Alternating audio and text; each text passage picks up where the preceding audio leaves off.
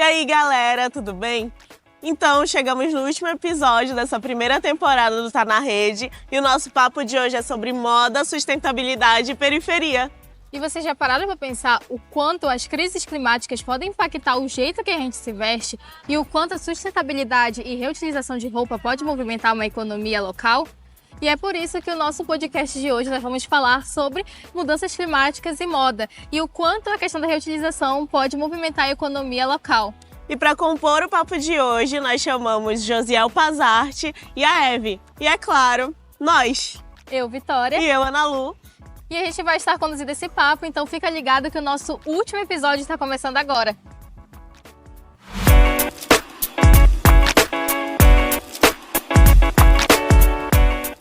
Oi galera, tudo bom? Eu sou a Vitória. E eu sou a Ana Lu. E esse é mais um episódio do Tá na Rede, nosso último episódio. Então pegue a rede de vocês, se aconchegue que a gente já está começando. O tema da nossa conversa de hoje é moda e sustentabilidade e os nossos convidados são o Josiel e a Eve. Sejam bem-vindos. Josiel, tu pode falar um pouco da tua trajetória pra gente? Eu venho de Garapé-Miri, da zona rural do município, e desde cedo eu fui incentivado também por meus pais, que nunca me poliram e nem me fecharam para arte. Sempre fui muito incentivado, comecei desenho, escrevia, e sempre acompanhei muito a minha mãe costurando na máquina de pedalinho dela, que ela herdou da minha avó, tanto a máquina quanto a costura. E essa herança eu trago comigo até hoje. Eu lembro de eu pegando os retalhos que sobravam das costuras que ela fazia e fazer roupa para as bonecas da minha irmã. Então, ali começou um processo, e esse processo veio até hoje. Eu vim para cá, para a capital, Belém, no caso, em 2018, e para cursar, com a intenção de cursar artes visuais, fiz cursinho um ano e passei em 2019. Formei agora, recentemente. E eu não abandonei a moda durante esse processo, sabe? A moda juntou tudo.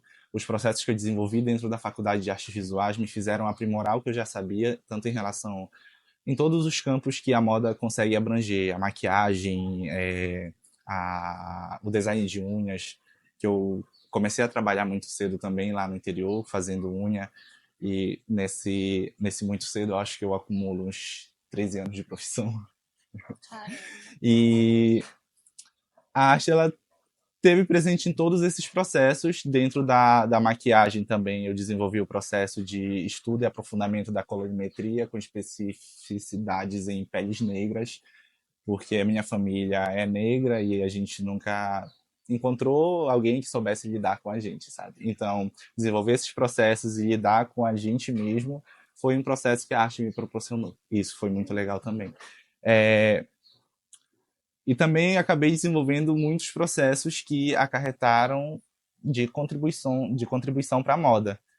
Dentro do curso, eu tive contato com a serigrafia, que eu acabei iniciando o processo de desenvolver uma coleção cujas estampas dessa coleção são autorais, e a partir das gravuras que eu desenvolvi nas aulas de estilogravura, que eu transformei em serigrafia e estampei o tecido para produzir as peças, desde o desenho até a montagem, até a costura, tudo.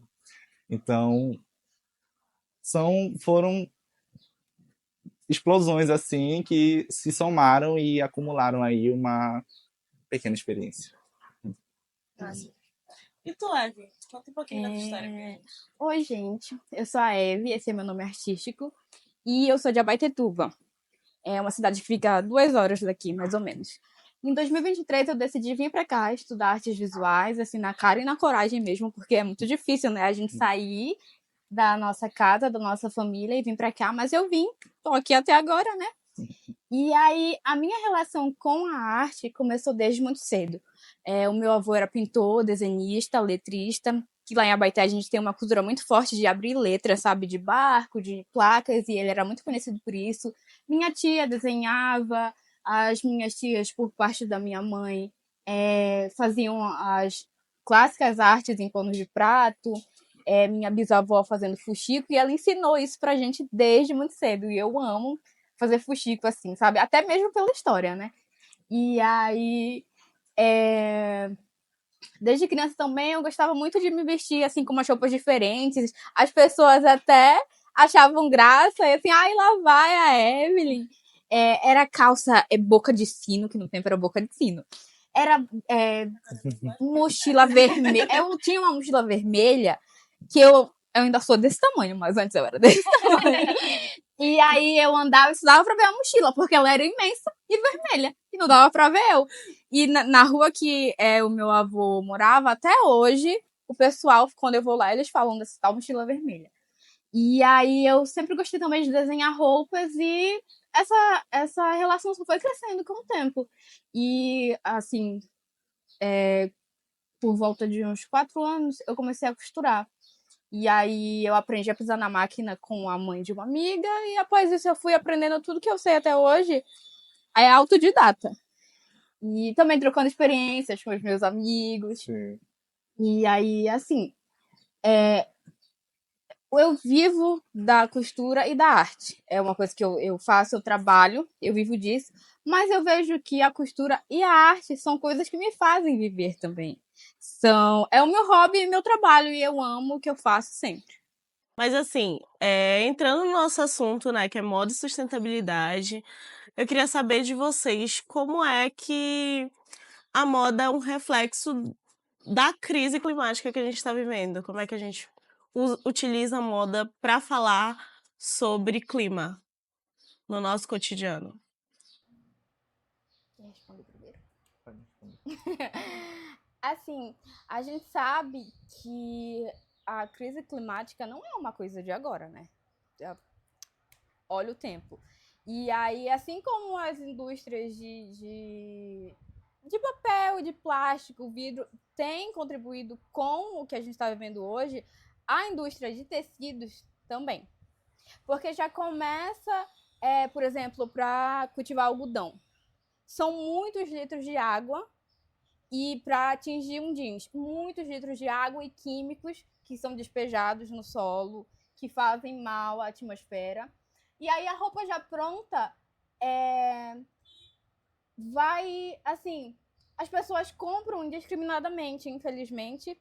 O que acontece de também as pessoas usarem as roupas por um período muito curto de tempo e aí elas se desfazem. Muitas vezes elas não se desfazem da forma correta, que seria doando, trocando, elas simplesmente descartam.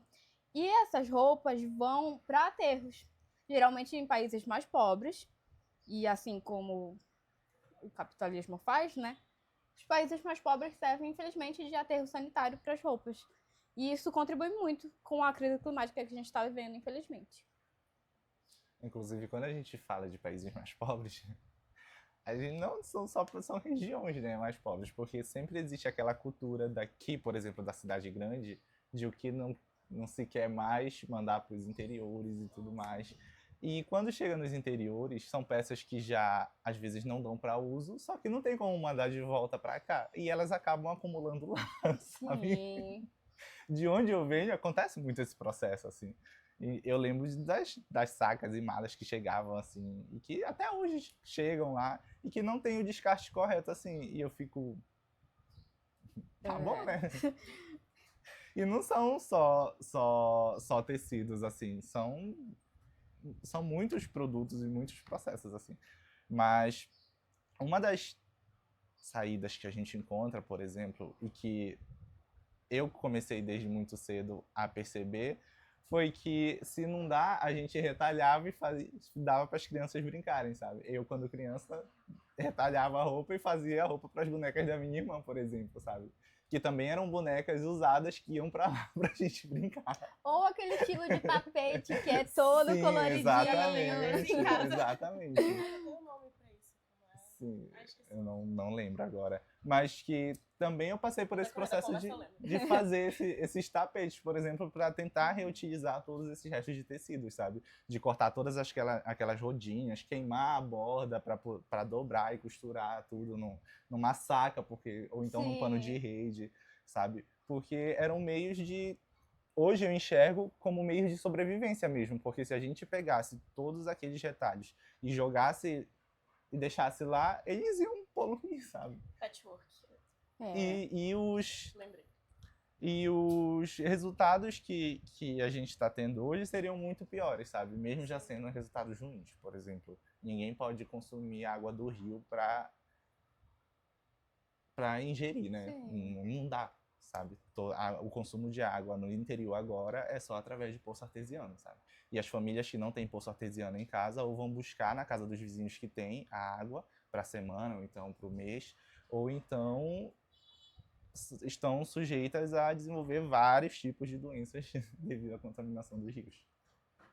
Sobre esse papo de moda, né? A gente fala muito sobre questão de roupa toda vez que a gente fala de moda. Sim. Só que a gente esquece da parte de maquiagem também, porque faz parte da moda, né? A gente Exatamente. se veste, mas a gente se maquia, passa mil delineadores e assim vai. E aí eu queria saber, tipo assim, esse impacto da maquiagem com a crise climática, como é que fica? Tipo, tu é maquiador, tu consegue sentir essa diferença quando tu vai atender alguém? Ah, sim. Hoje as pessoas supervalorizam aquele maquiador que tem milhões de maquiagens importadas, sabe? E eu fico. Não questiono no momento, mas fico me questionando internamente o porquê não. Porque o porquê a gente sabe, né? A gente é introduzido nesse processo capitalista desde muito cedo, onde quanto mais caro o produto, mais status social tu vai ter, né? É assim que funciona. E na maquiagem é um processo meio que desafiador, assim, porque sabemos que a maquiagem ela não é abrangente, digamos. Hoje ela já é mais democrática e tudo mais, só que ela não atingia gente preta, por exemplo. Embora tivesse, enfim. E as pessoas negras, elas acabavam consumindo mesmo que não chegasse no tom delas ou tudo mais, as coisas não ficassem bem e tudo mais. E esse processo dessa indústria da maquiagem, de sempre fazer a pessoa desejar para comprar mais, acaba que criando essa noção de acúmulo e de quanto mais produtos tu tiver, melhor. E são produtos que, por ter uma pequena validade, acabam sendo descartados muito rápido, porque não tem como tu manter ali um produto fora da validade, né? Porque os produtos não são pensados para uma durabilidade de tempo, assim. São pensados para uma durabilidade de uso, para durar o dia todo e tudo mais. Mas para durar mais de 3 anos, por exemplo, não tem. Assim. Em mim, eu costumo usar, passou da validade, eu costumo usar porque eu sei que o produto tá bom. Mas eu não posso chegar e atender uma cliente com um produto fora da validade, sabe? Porque, porque não tem como. Então, meio que de 2 em 2 anos, eu faço um processo de seleção dos meus produtos, só que não dá para eu jogar fora aqueles produtos que não estão mais na validade. Então, eu deixo separado, porque eu vou jogar onde? Então, eu até comecei um processo de reutilizar, por exemplo, as paletas de sombra para fazer tinta de aquarela, essas coisas, usar na unha para esmaltação, Sim. na esmaltação em gel, porque funciona, não entra em contato com a pele, tá por cima de top coat, enfim. E mas não tem como a gente simplesmente descartar, sabe? E quando a gente fala do interior, é pior ainda, porque a gente não tem a coleta de lixo, por exemplo, sabe? Nem a comum que existe aqui, muito menos a coleta seletiva. Então, ou a gente joga no rio, ou então ou a gente enterra, ou então a gente queima. As três formas vão afetar o meio ambiente de qualquer jeito. Então, não se tem muita saída. Então, é pensar esses mecanismos de a gente reutilizar mesmo para ir contra essa cultura e esse pensamento que introduziram na gente. É, partindo desse princípio, né, as pessoas têm muito de achar que maquiagem, roupa, enfim, essas coisas são descartáveis, sabe? E por isso que a gente vê que as pessoas, tipo, não têm um cuidado para se desfazer das coisas. É muito tipo, vou jogar nesse lixo como se fosse um copo e vai, enfim. Uhum. Eh, daí, partindo dessa análise, eu queria saber quais são os desafios para quem trabalha com moda sustentável na periferia? É pensar essas formas de reutilizar. Esse é o principal desafio. E não só pensar as formas de reutilizar, como também pensar em que processos de reutilização vai entrar, por exemplo, determinado produto. Eu encontrei essas formas de lidar com os meus produtos, principalmente produtos que têm cor, de reutilizar nas minhas pinturas ou então nos meus trabalhos, que não vão afetar, como eu disse, o atendimento e tudo mais. Mas e daí? E os outros produtos, por exemplo, as embalagens e tudo mais, porque isso também é. Sim. Ou então ir buscar esses meios de onde existam essas coletas seletivas, por exemplo, e descartar corretamente, o que é muito raro, né? E nem tem como. Mas eu acho que pensar essas formas de reuso, principalmente pra gente que é artista, eu acho que funciona em pequena escala, mas é o máximo que a gente pode fazer. Certo. Outra pergunta que eu queria fazer para vocês é como é que a moda na periferia é um espelho do que a gente vive socialmente falando de clima? Como é que a gente demonstra isso no corpo? Eu tenho uma opinião sobre isso. E não é uma opinião somente da periferia, mas é uma opinião do Brasil. Devido às influências externas europeias que a gente teve e tem até hoje, a maioria das pessoas, principalmente as pessoas brancas e as pessoas ricas, elas têm o assim, elas têm a mania de ditar o que uma pessoa periférica, uma pessoa preta, uma pessoa interiorana tem que se vestir. E aí, gente, a gente vive no Brasil, é um país tropical, é calor quase o ano todo, principalmente aqui em Belém, principalmente na periferia, porque a gente sabe que quanto mais pessoas juntas, quanto mais casas próximas uma da outra, mais calor é. E aí, de repente, as meninas da periferia querem se vestir com uma bermudinha, um cropped, e aí é mal visto por outras.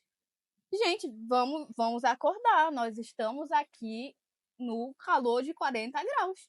As pessoas têm que se vestir da maneira que quiserem, obviamente, mas elas têm que se vestir também confortáveis, condizente com o local que elas estão.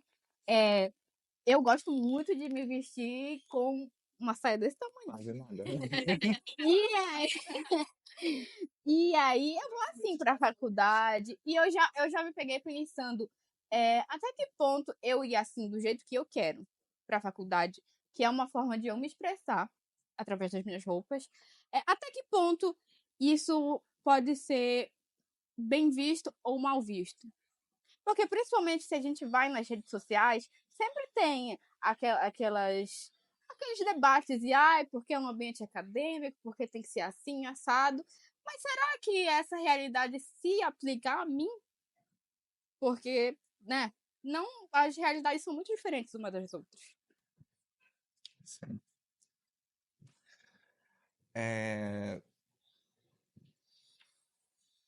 Vários problemas, assim. Temos muitos. Quando a gente fala, quando a gente fala de se sentir confortável, quando a gente fala de clima, quando a gente fala de tempo, não tem como falar, não tem como não falar das questões sociais também, sabe? Porque é muito mais fácil para um homem se vestir do jeito que ele quer. Mas é muito mais fácil para um homem se vestir do jeito que ele quer do que para uma mulher se vestir. Não vou falar sobre isso, mas para mim, enquanto homem, enquanto tio, enquanto irmão e filho, eu fico percebendo essas não são noções, mas falta de noções que existem, né? E essas contradições que existem dentro da sociedade. Por vezes eu me pego meio apreensivo por, né, por temer o que pode acontecer, né, quando elas não estão perto de mim, quando eu não posso acompanhar elas e tudo mais, ou quando eu vejo alguma menina andando sozinha e tudo mais, mas de certa forma, eu também fico feliz por ver que ela está tomando essa responsabilidade de se reafirmar enquanto pessoa, enquanto mulher, e apesar do que ela está suscetível na sociedade, sabe? Que são vários problemas, mas enfim. Eu acho que, tipo, não tem como a gente falar só sobre roupa e botar só um quesito de, tipo, sobre se vestir, né? Sim. Porque realmente tem essa questão, a gente havia comentado sobre uma questão que pra nós é bem mais lá embaixo. Nós, pessoas pretas, as coisas são bem mais lá embaixo. E quando a gente tá nessa posição de uma mulher preta querendo vestir o que quer vestir, é bem difícil. É tipo assim, é uma questão de pensar não só, por exemplo, será que eu posso ir pra faculdade com short curtinho, mas será que eu posso sair de casa com esse short curtinho? Será que eu vou sair em paz? Será que eu vou poder, tipo, sei lá, me sentir à vontade de verdade? Porque esse se sentir à vontade realmente é bem complicado. É sobre eu me sentir à vontade com aquela roupa, mas ao ponto de eu conseguir sair confortavelmente também, né? E aí é um papo bem complicado pra nós. É uma coisa que Pessoas- precisa de muito treino também da pessoa. É. No começo, aí vai se sentindo assim, acanhada. Depois se acostuma e aprende a lidar com os comentários que não deveriam existir, obviamente. Mas assim, estamos no mundo, infelizmente tem pessoas que não têm a noção, né? E aí a gente tem que conseguir lidar com isso. E que na verdade, tipo assim, não importa a roupa. É, É bem complicado, porque realmente verdade. não importa a roupa, É. a gente tá suscetível a isso. E nem só, tipo, também como mulher, mas, por exemplo, tu sendo homem querer andar com um cropped, também é bem complicado. A gente teve uma entrevista com o Léo Luz também, que é um artista daqui, e ele é da comunidade, ele usa cropped, e ele falou, e é difícil sair e os olhares estarem pra mim. Então, tipo, é um lance bem complicado esse negócio de assédio. São camadas, né? Tipo, eu não sou só uma pessoa preta, eu sou uma pessoa preta, mulher da periferia de Belém, que é quente, enfim, muitas coisas. E me tocou muito isso que tu falaste da tua sobrinha e tal. E me tocou porque eu tenho uma irmã pequena, né? Eu fico logo emocionada com essas coisas. E eu queria te perguntar, não só pra ele, né? Pra ti também. É, o que afeta na gente, na tua opinião, a falta de representatividade de pessoas pretas no que a gente consome? Não no que a gente procura consumir, mas no que é imposto pra gente consumir. É difícil. Tema sensível É, aqui. não, mas realmente é muito difícil, por exemplo. Eu só fui ter acesso a produções dentro da minha área, dentro de várias áreas, né? A produções de pessoas negras quando eu adentrei a universidade, sabe?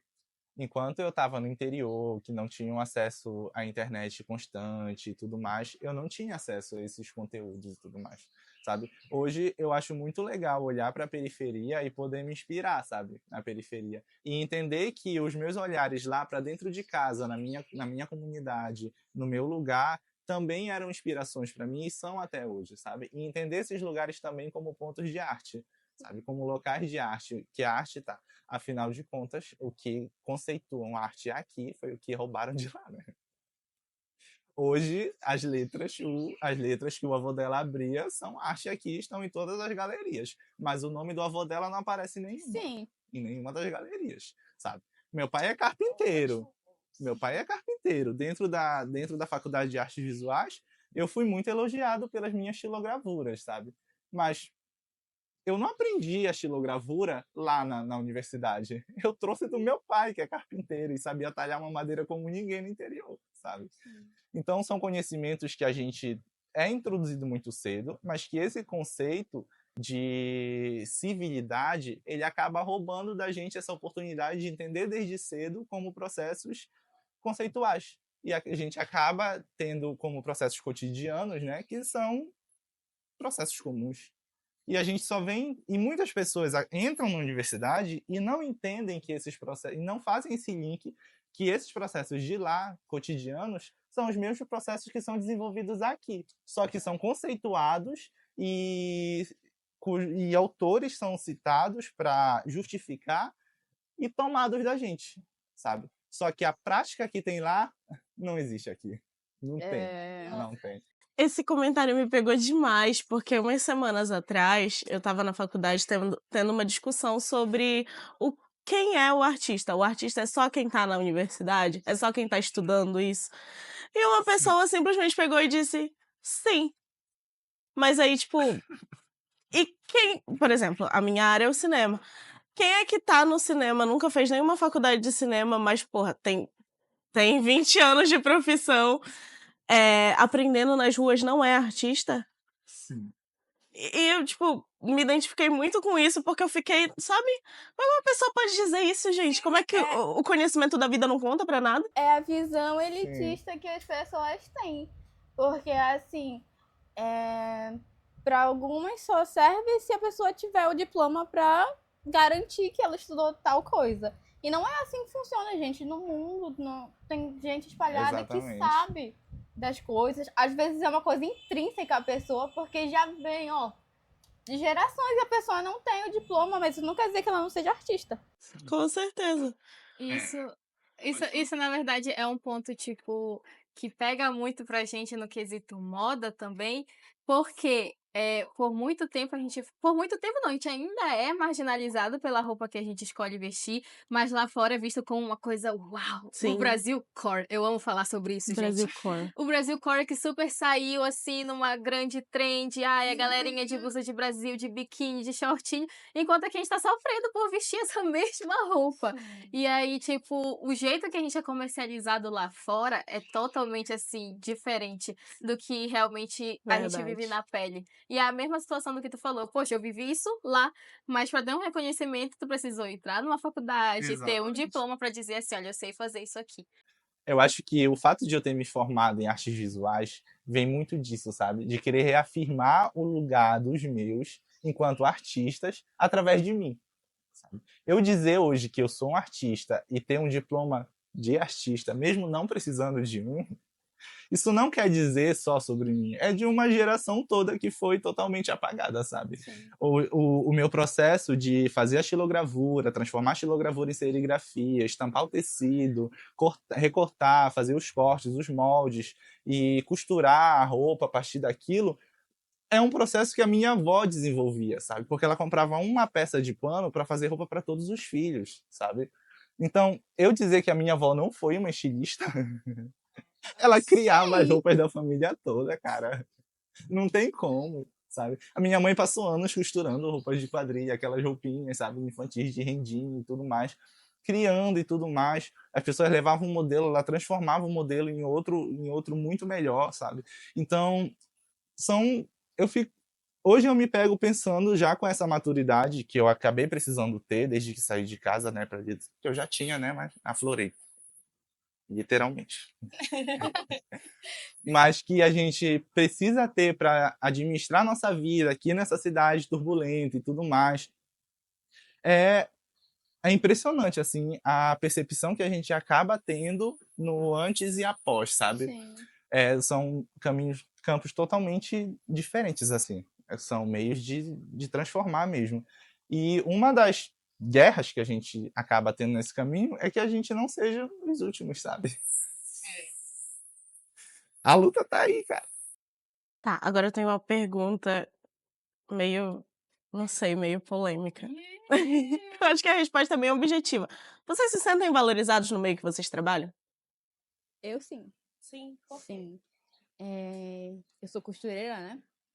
E as pessoas me procuram. E o primeiro, assim, a fama que eu tenho é de ser rápida e de ser muito boa. Modéstia à parte. Os acabamentos, os acabamentos que eu faço, e aí a parte de transformar peças em outras. Então, eu me sinto valorizada enquanto profissional.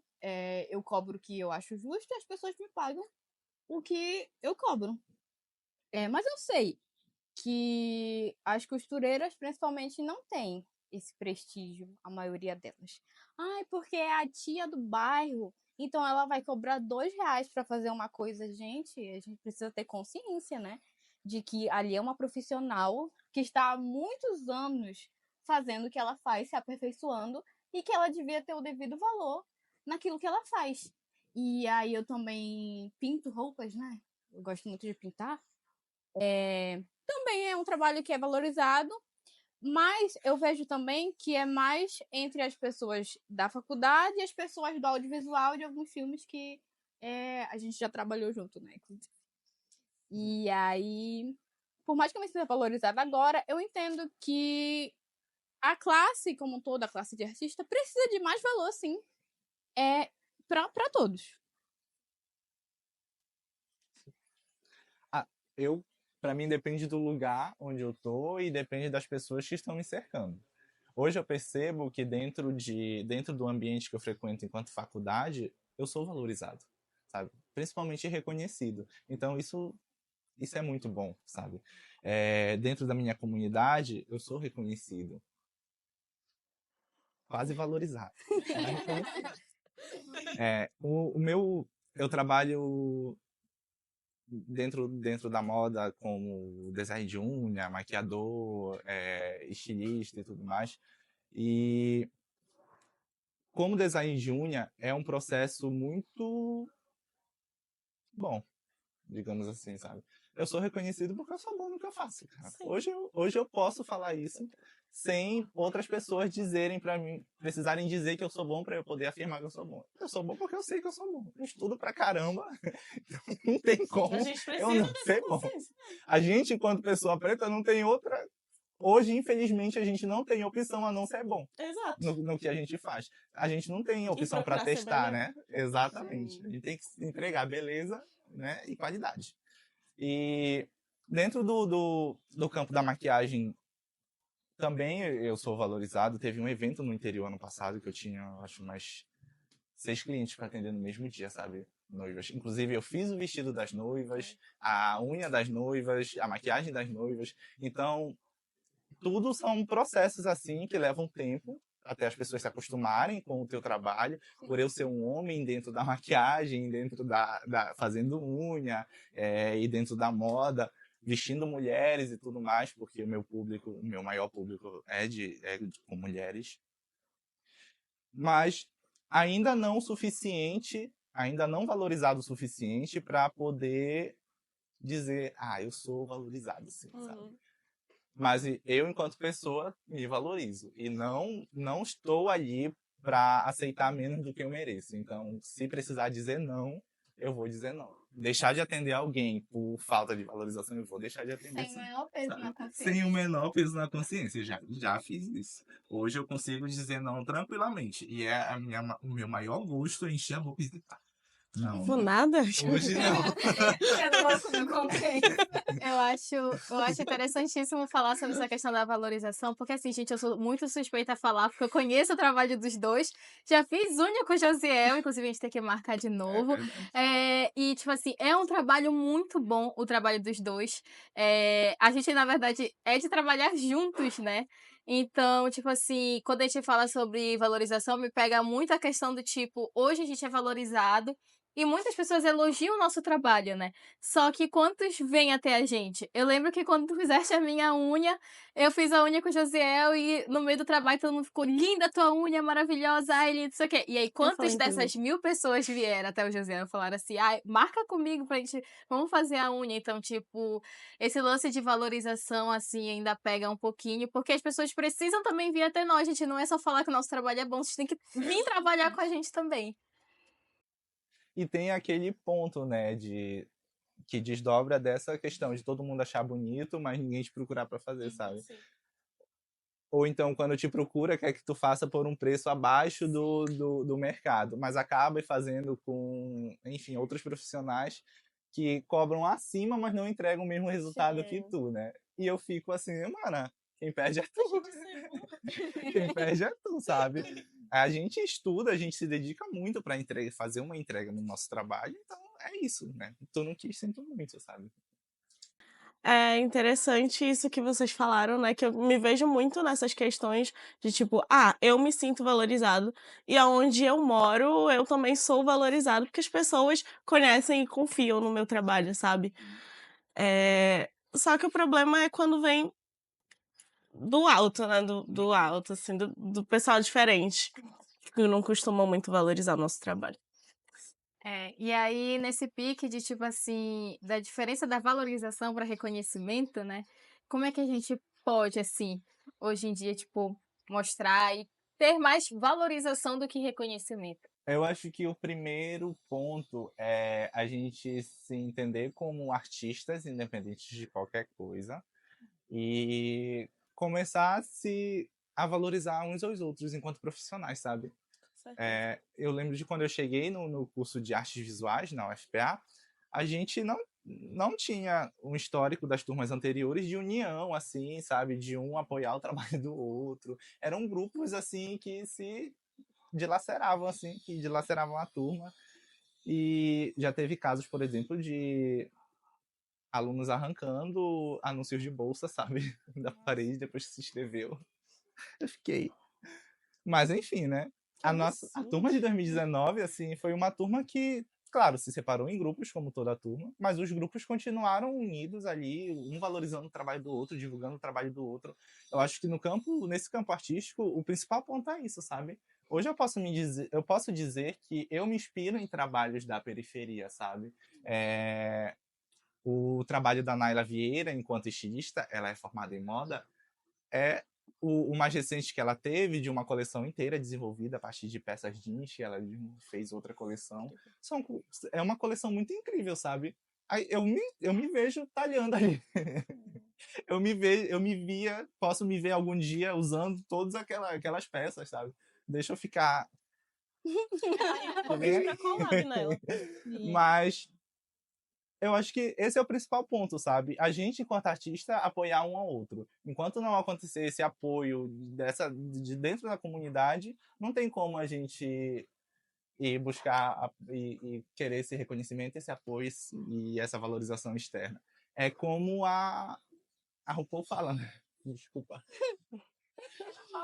É como a RuPaul fala, mano. Se você não se amar, né? Quem é Quem que vai vai? se amar? Quem Sim. é que vai te amar? Então, mano, te amo enquanto É, artista e amo os teus também, né? eu acho que o José falou é muito verdade. A gente, enquanto artista, tem que se valorizar e criar essa rede de contatos, essa rede de apoio. Por exemplo, eu tô aqui, fulano quer comprar um acessório. Fulano quer fazer uma maquiagem. Fulano quer um vestido. Sim, Fulano quer uma gente. unha. Fulano quer uma coisa, tem um amigo que sabe fazer isso. E aí você vai Sim. apoiando os artistas, os trabalhadores, os seus amigos, até aqueles que não são seus amigos, mas são da sua comunidade, você conhece. É muito importante que tenha realmente Sim. essa rede de contatos para a gente poder cada vez mais ir seguindo em frente, sabe? Juntos nesse propósito de que a periferia, de que o norte, de que os interiores sejam reconhecidos. O José falou, né, da moça que faz o upcycling de jeans. E tem o João Mike, que a gente muito conhece, que tá bombando por aí, que é do Marajó, e ele tem esse trabalho, né, Sim. de reaproveitar jeans, de fazer com roupas de brechó, que é também uma forma de ir expandindo o nosso repertório e aí conseguindo cada vez mais ganhar valorização no que nós sabemos que somos bons. Exatamente. E tem gente, e tem artista pra tudo, sabe? Sim. Pra fazer, tem o João Mike, ele é um artista drag assim, Sim. drag queen, que ele vai te montar ali, tu vai parecer outra, tu vai tá no figurino, tu vai encarnar um personagem ali, e tu não vai sair, sabe? A Naila, tu vai estar ali, ó, beleza ali, tu vai, beleza, sensualidade e tudo mais. Mano, tem coisa pra tudo, tem gente que vai te atender em tudo, assim, é só procurar, sabe? Hoje a gente já tem mais meios de acesso a referências, a gente já tem mais contatos de pessoas que têm essas referências. Basta a gente procurar também, sabe? Eu acho que a gente deixou que nos acomodassem muito e a gente também hoje talvez fique nesse comodismo, sabe? Eu acho Sim. legal a gente dar esse estagninho também. E é muito importante também que hajam políticas públicas de valorização a fazedores de cultura Chegamos no Tudo. ponto. da periferia. verdade. Porque se a gente for analisar os artistas de elite, eles se apoiam. É o pacto da branquitude, eles se apoiam. E aí a gente vai numa galeria e tá lá, sempre os mesmos artistas recebendo todas as honrarias, todo o dinheiro do mundo, enquanto a periferia que se esforça, que como diz o Mano Brown, por a gente ser preto, a gente tem que se esforçar 2 vezes mais, e a gente vai nesse corre, nessa luta, e muitas vezes não é reconhecido, porque a gente não consegue os recursos necessários. Então, assim, cobrar dos políticos, do governo, enfim, do Estado, esse apoio, que é um nosso direito, que é uma coisa que abre portas, não só para quem já está aqui, mas para quem vai vir e para quem já veio também, porque também tem muito de valorizar os que vieram antes de nós, e ter consciência, né, nos nossos votos, nas nossas ações enquanto pessoas políticas. Eu acho muito interessante, né, que acho que o ponto principal, porque a gente também pode falar como artistas periféricos, né, é realmente essa questão do se reconhecer primeiro. Se dar valor, né? A gente falou isso também nos episódios anteriores sobre eu preciso também resistir, ter essa resistência de, pô, sou boa nisso aqui mesmo, eu sei fazer isso, entendeu? E ver porque realmente as pessoas vão colocando a gente nesse local, a gente acaba achando que a gente é desse local. De, ai, fulano faz melhor do que eu. Não, cara, eu faço a mesma coisa, eu faço bom também, eu faço a vida até melhor e assim vai. Então, é importante ter essa valorização própria e não só assim, né? Mas tipo, uma valorização de pessoas paraenses, vocês falaram de pessoas que são daqui, né? Então, tipo, vamos valorizar os artistas paraenses e periféricos, porque não é só os paraenses do centro, tem artista na periferia também, gente. E às vezes muito melhores. Ai, gente, desculpa. E bom, nesse embalo a gente vai falar agora sobre como a gente pode usar, tipo assim, esses tecidos, essa reutilização, como uma forma de mudança de toda essa problemática que a gente já falou.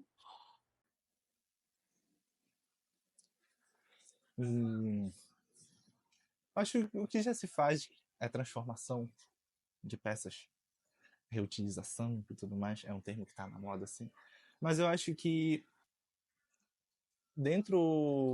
agora esse ano, eu vou pensando nessa problemática. Por exemplo, eu trabalho também com moda junina, pensando nessa problemática, o que se faz dessas roupas que ano após ano roupas são criadas de muitas quadrilhas e tudo mais, e pedra, plástico, fita, para onde se vai todo esse material?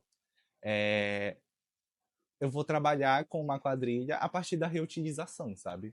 Da reutilização, de desfazer e remontar para ter outros resultados, para outros temas que a quadrilha vai apresentar e tudo mais. Então, esse processo tem como principal ponto o nosso processo criativo, de criação, do que a nossa mente é capaz de fazer, alinhado às nossas habilidades físicas, de pensar junto e desenvolver junto, sabe?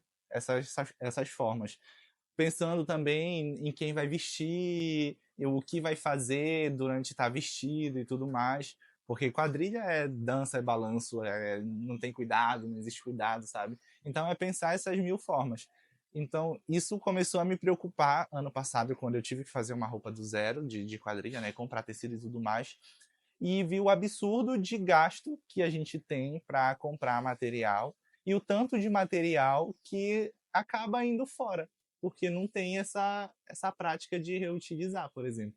O que se faz é vender, algumas quadrilhas vendem as roupas para outras quadrilhas que vão vendendo, e quando não presta mais, se joga fora, sabe? Então, essa prática de reutilização, eu estou começando a pesquisar e pensar também para a moda junina, que eu acho isso muito importante, porque devido às saias imensas, indumentárias e tudo mais, é muito material que vai ser descartado assim na natureza, é material que pode ser utilizado novamente. Mais do que uma reciclagem dos materiais, é uma reciclagem das nossas ideias também.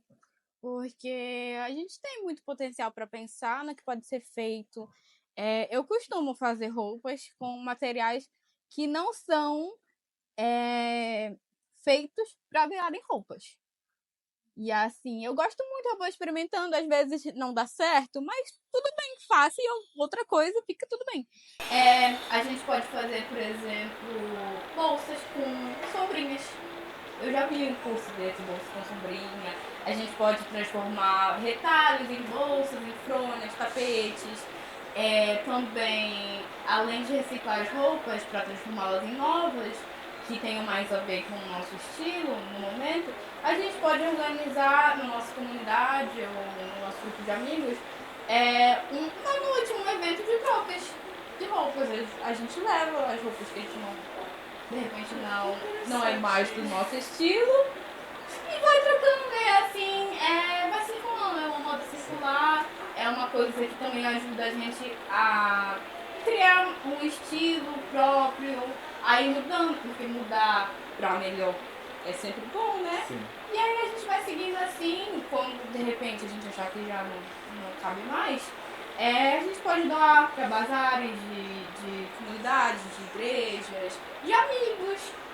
E desse modo eu acho que a gente vai assim fortalecendo aquilo que a gente falou da nossa rede, a gente vai fortalecendo a nossa cabeça, como artista, o nosso espírito e a nossa autoestima também. Fiquei pensativa sobre isso. Gostei da ideia de ficar trocando, Vamos de marcar. fazer uma noite de trocar. Gente, achei incrível. Eu acho legal falar sobre isso de reciclagem, que hoje em dia a gente, como o José falou, tá na moda, então tem vários nomes, né? Ou a gente fala reciclagem, Upcycling. upcycling, que muita gente fala, o que é upcycling? É Upcycling. literalmente a reciclagem de roupa. E aí, por um tempo, eu lembro que era um nicho muito de tipo, uma roupa sustentável e tal. E aí a galera olhava o modelo e falava assim, eu não quero usar essa roupa sustentável.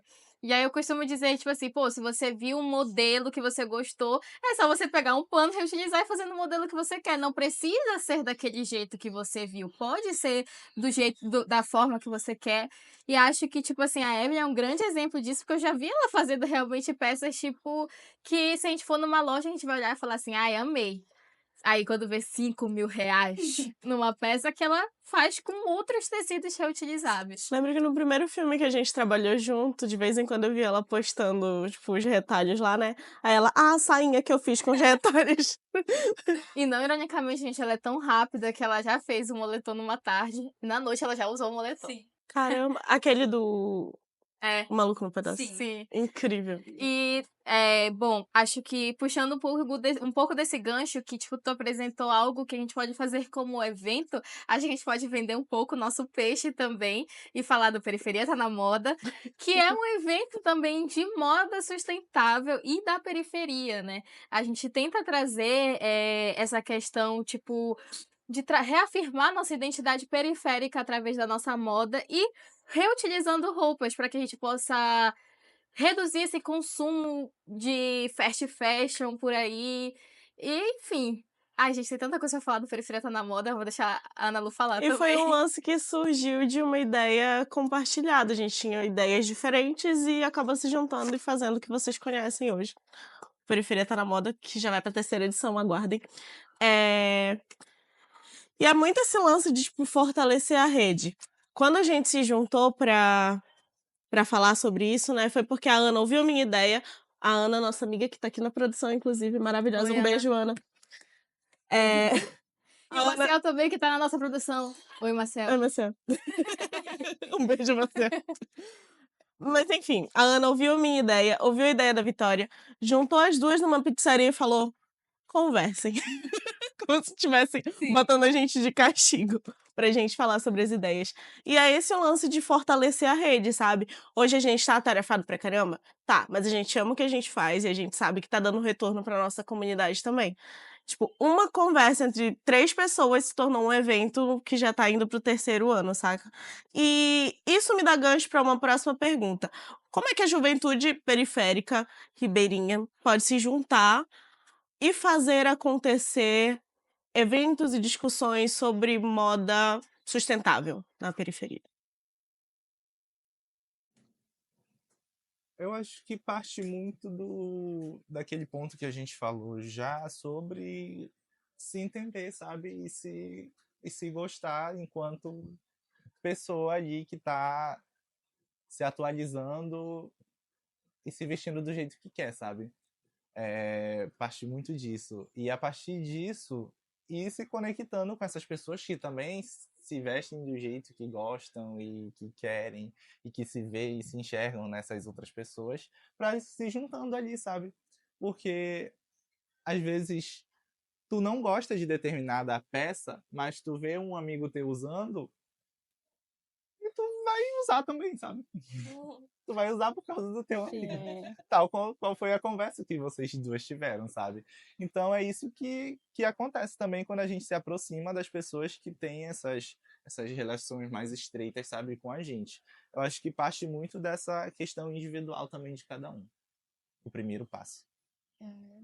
Acho que é isso, se reconhecer, criar a sua própria identidade e aí, por exemplo, procurar se perto de você tem alguma iniciativa como Periferia Tá na Moda, por exemplo.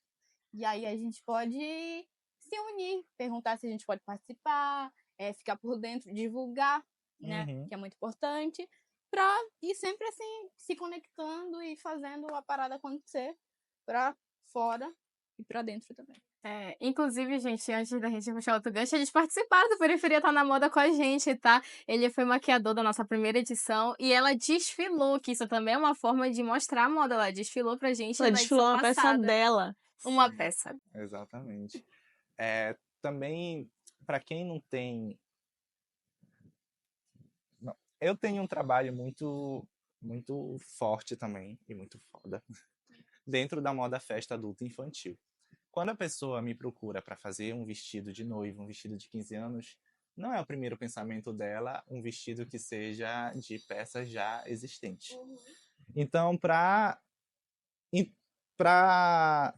amenizar esse pensamento, o que eu saquei?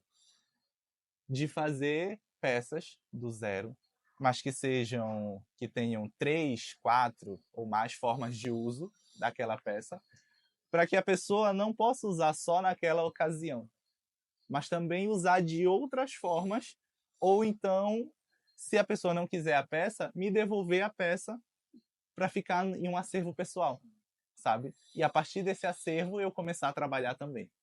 Foi essa a sacada que eu tive. Então, tanto os vestidinhos para crianças de 1 ano, quanto os vestidões para noivas, debutantes e tudo mais, todas são peças que têm mais de 2 formas de uso e são peças que tu pode montar uma com a outra, sabe? Tirar o macacão de um, montar com a saia de outro, e formando ali outras novas formas, sabe? Outras novas possibilidades.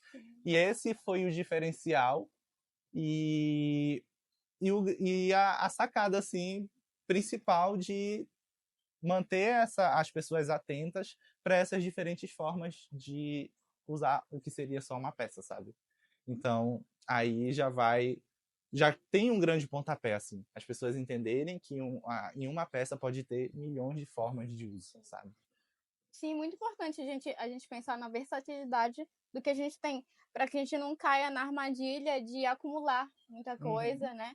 E aí que a gente pense que o que a gente tem, a gente pode ir formando looks e ir mudando, para que se possa utilizar em várias ocasiões e imprimir a nossa identidade, né? Que a gente se veste para imprimir a nossa identidade.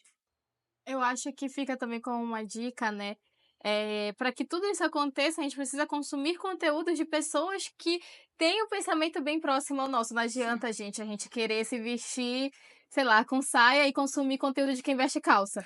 Então, gente, procurem se inteirar sobre os conteúdos que vocês consomem. Procurem conteúdos de pessoas como nós, que tá falando sobre moda periférica, que tá falando sobre diversas modas. Por exemplo, a Evelyn hoje tá com uma saia, mas ela gosta de usar shortinho também.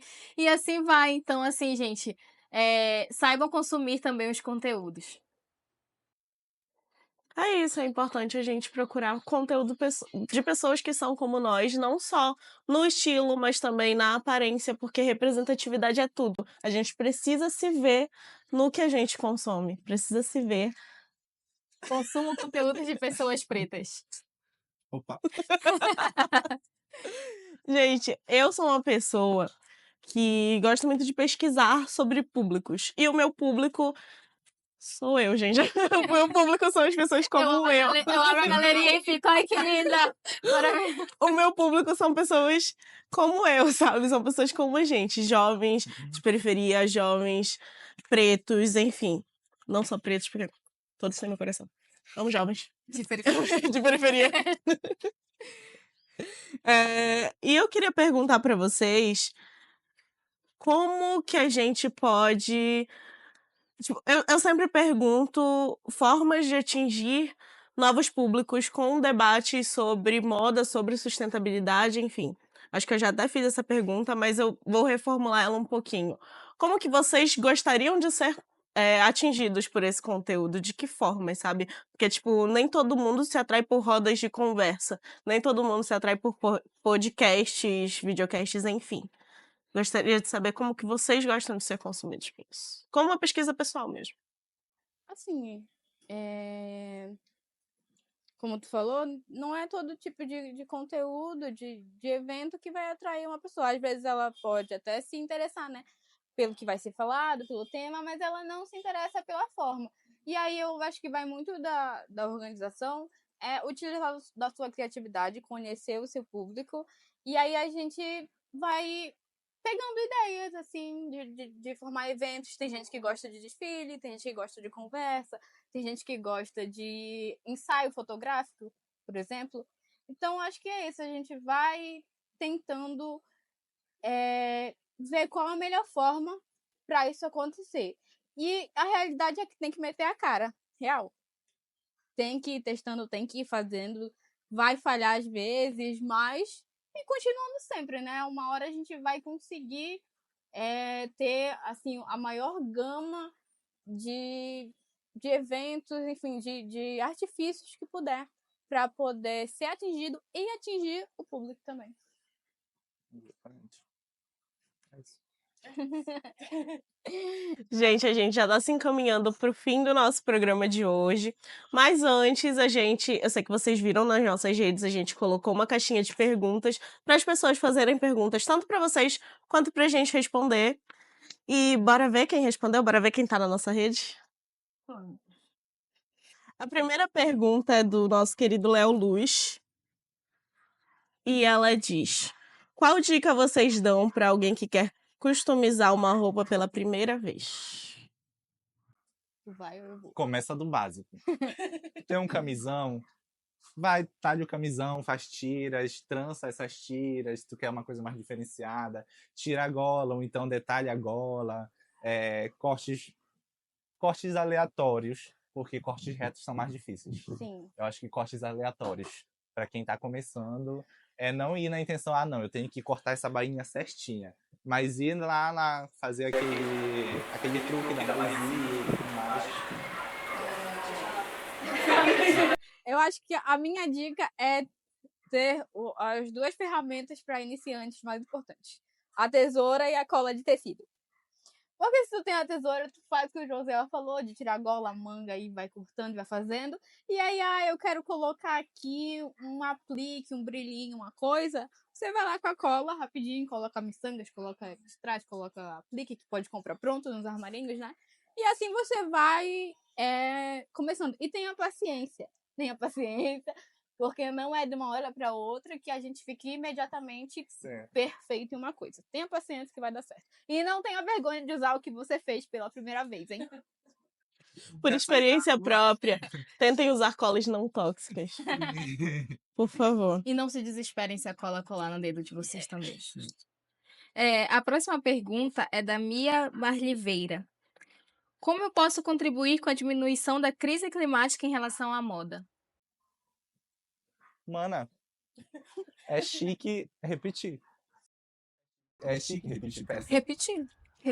A alta costura, o que intitularam de alta costura, faz muito isso, mano.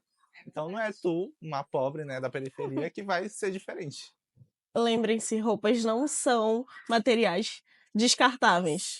Roupas não são descartáveis. Reutilizem. Reutilize. E consumo menos fast fashion, galera. Eu sei que é legal comprar, mas a gente tem que dar uma segurada, reutilizar, usar mais de 5 vezes em outros eventos e assim vai. Cara, vocês Vocês não têm ideia de quanta roupa boa que a gente acha num brechó, saca? É muito sobre pesquisar, sabe? Tu podes utilizar roupas lindas de segunda mão, gente. É incrível. Inclusive, essas próprias roupas que a gente procura nessas fast fashion tem no brechó. Sim. E numa qualidade boa, gente. Pelo amor de Deus, vocês têm que procurar também. A próxima pergunta é do Flowers. Como combater a apropriação cultural que a moda periférica sofre pela branquitude burguesa? Para a gravação. Para a gravação. Mana, é usando o que tu já costuma usar e que eles se apropriam.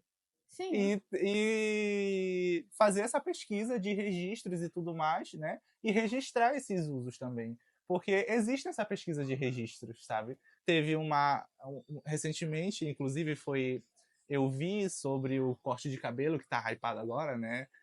Uma influenciadora indígena mostrando esses registros de pessoas que é justamente do povo dela com esse mesmo corte de cabelo e afirmando que isso não é de agora, sabe? Então tudo que tá surgindo, mano, não é novidade. Já surgiu em algum tempo e veio de alguém da periferia ou de alguém marginalizado que criou ali, sabe? As maiores marcas do mundo são cópias. Sempre tenho isso em mente. É isso. As redes sociais que a gente tem agora são uma ferramenta muito importante para a gente poder fortalecer esse discurso de que o que a gente está usando é nosso. Sim. Foi nos roubado em algum momento, mas é nosso. E aí a gente tem que tentar divulgar isso ao máximo de pessoas que a gente conseguir, gravando um story, escrevendo um textinho. Ai, mas eu não sou influenciador. Mas minha querida, meu querido, meu querido, a sua opinião é totalmente importante. Então, se uma pessoa ler e colocar na cabeça aquela informação, já tá ótimo. Eu acho que combater é a palavra forte. Acho que realmente só a gente tem que reafirmar o nosso local, né? A nossa postura também quanto a essa questão da moda. E, gente, é difícil porque, querendo ou não, vão copiar a gente em algum momento, até porque a gente tá na moda. Sim. Então, A gente tá na a moda. gente tá na moda. Então, assim, é normal. A gente só tem que realmente continuar vestido e continuar. E ver isso talvez até como uma forma de mostrar que a gente gera um impacto neles também. Não é só eles que podem fazer moda pra gente, a gente também tá fazendo moda pra eles. Sim. A gente só não vai ter o mesmo reconhecimento que eles. Ainda. A próxima pergunta é do Sebastian. Quais tecidos são recicláveis? Mana. Um beijo, Sebastião. Mana, depende de ti, né? Não tem como. Exatamente. Qualquer tecido Sim. pode ser transformado. Qualquer peça pode ser transformada em outra peça. Qualquer tecido pode ser reutilizado, na verdade. Nesse sentido de reutilizar, qualquer tecido Sim. pode ser um lençol, uma cortina, qualquer tecido. Uma rede. Sim, tudo, uma calça de rede. No sentido de reciclagem, aí já não fica, pelo menos eu não conheço, que a gente possa fazer um processo em casa. Aí realmente a gente tem que procurar pontos de coleta, a gente leva as roupas e lá nas fábricas com as máquinas adequadas, eles desfazem as fibras, os fios e aí é criado novos tecidos. Mas reutilizar, reaproveitar, a gente pode fazer verdade, tranquilamente sim. com qualquer coisa. É isso, gente. Muito obrigada pelas perguntas, Léo, Mia, Flowers e Sebastian. Vocês são incríveis. Bom, a gente já tá encaminhando pro fim. E a gente gostaria de agradecer vocês aqui, essa conversa maravilhosa que a gente teve. A gente conversaria muito mais até. E, bom, é o momento de vocês venderem o peixe de vocês. Vamos lá, galera. São muitos peixes. Pode ir, mano. Gente, eu sou a Bárbara. Eu gostaria de agradecer o convite, eu amei esse momento de conversa. Eu queria desejar também muito sucesso no Periferia Tá na Moda, no podcast de vocês, na vida de vocês. São todos artistas incríveis aqui.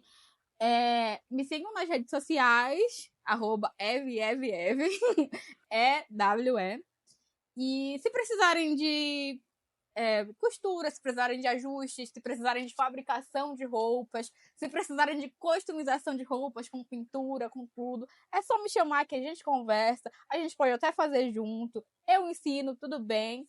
E é isso, gente, eu espero que vocês tenham gostado muito desse episódio. Elas me apresentaram como Josiel e meu nome artístico é Josiel Pazarte. Eu tenho o meu Instagram do meu ateliê que eu tô começando, que é pazarte.eu, que é o Josiel Pazarte Ateliê.